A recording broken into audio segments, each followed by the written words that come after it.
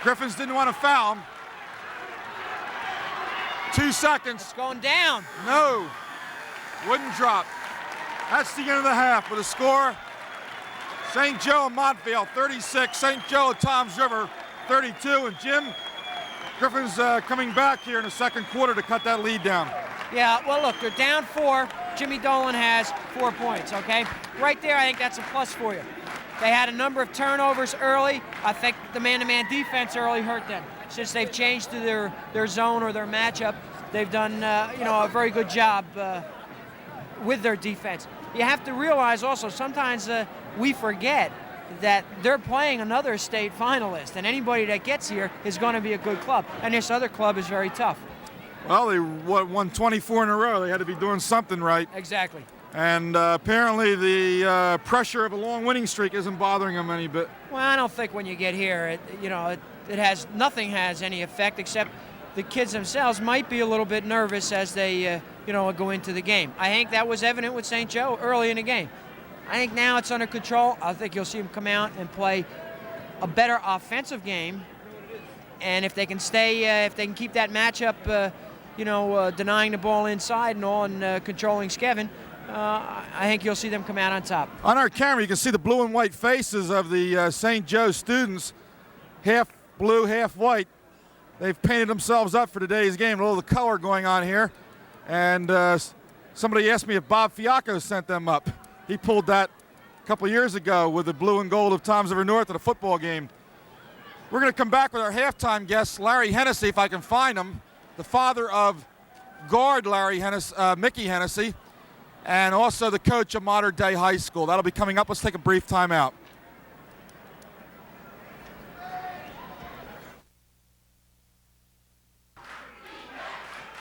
Kleber with the ball. He's being guarded by DelPizo, number 21. St. Joe, they're playing their zone, but with the exception of Flowers, they're really paying a lot of attention to Willie Flowers, who's been hitting the long jumpers. Almost a turnover. Lost that one. Here's Willie Flowers with a jumper. The left-hander's short. Who's going to get the rebound? It's off the hands of number 51, Jeff Celentano, the 6'1 junior who's played a superb game tonight. And here comes Jim Dolan. He's going to take the ball out of bounds. This is a move that Steve evidently made in the huddle, Jim, to make sure Dolan takes the ball out of bounds. Right, and that was a big turnover. Hennesy is double-teamed over to DelPizo. DelPizo looks up to Babick. It's 2-on-1. Babick takes a jumper from the side and misses. Kittrick tries to get the rebound, but it's knocked out of bounds by Ross. St. Joe is much more effective right now in inbounding the ball and bringing it up the floor. Mike Babick, I thought he had a good shot. I think you have to take that shot. You're making it. You can't just play defensively when it's this close. If you have good opportunities, you have to take it. Okay, and there's a timeout now being called by Fran Kleber.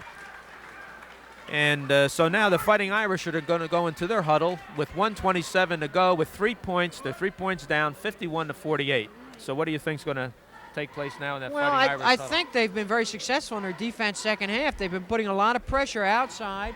They've done a pretty decent job denying that ball inside. The ball has not gone inside as frequently as it did in the first half. So obviously they'll stay with that. I think the coach wanted to make sure that we did not have that lob pass happen again. All right, we'll pause while there's a timeout and be right back.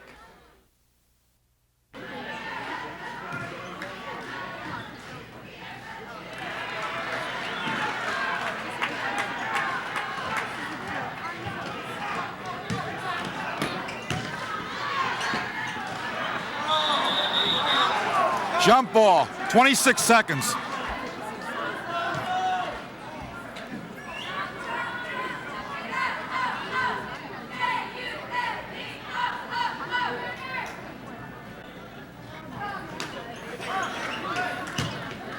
Kittrick.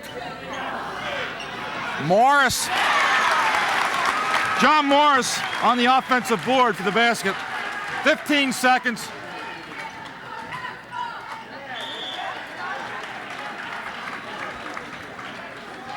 St. Joe has thoroughly dominated, and it's very, very difficult to go by comparative score. But if St. Thomas and Aquinas beat St. Peter's, I would have to say that St. Joe looks good against them. There's the final score. St. Joseph 85, St. Thomas Aquinas 56. Let's run down the final scoring. As you see, Coach Steve Gepp for St. Thomas, Mike O'Connell had 3 points, Doug Kimball 6, Don Lebreski 8. The high scorer, John Garda off the bench with 11 points for the Trojans. Dave Stanislawczyk had 10. The only two players in double figures, Bitsy Davis 6, Bob McGeehan 6. 4 points for Tommy Peruta, all on the foul line, and 2 points for Jack Brady. Scoring for St. Joseph, Jimmy Dolan, again the high scorer, 30 points. Mike Babick, the co-player of the game, with 23. Mickey Hennesy and DelPizo also in double figures. DelPizo 16 and Mickey Hennesy 10.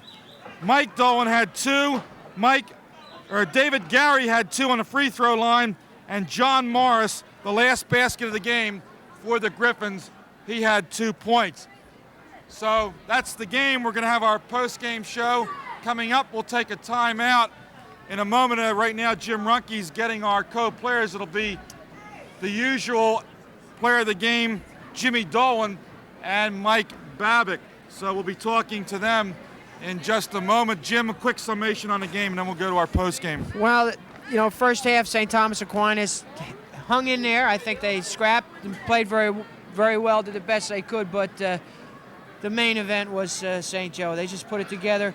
The fast break did it. They scored in spurts, and they got their 20-point lead, and it was history. Okay, that's about it. Very impressive performance. And again, I urge you people to get out here Saturday night and see this team in action as they take on Notre Dame at Trenton. We'll come right back with our post-game player of the game after this.